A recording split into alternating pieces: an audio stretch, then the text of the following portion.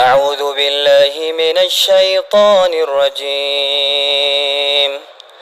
فمن خاف من موص جنفا أو إثما فأصلح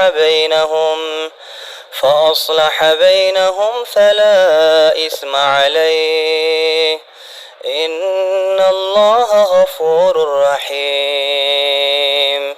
يا أيها الذين آمنوا كتب عليكم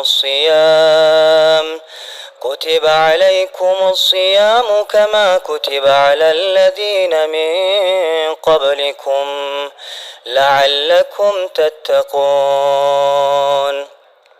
أياما معدودات، فمن كان منكم مريضا أو على سفر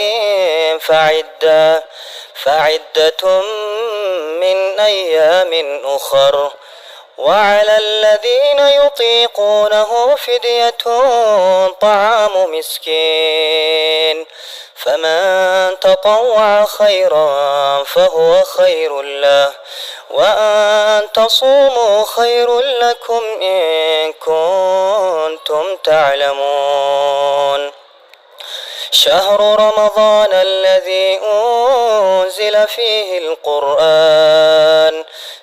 القرآن هدى للناس وبينات من الهدى والفرقان، فمن شهد منكم الشهر فليصمه، ومن كان مريضا أو على سفر فعدة من أيام أخر، يريد الله بكم اليسر ولا يريد بكم العسر، ولتكملوا العدة ولتكبروا الله على ما هداكم ولعلكم تشكرون.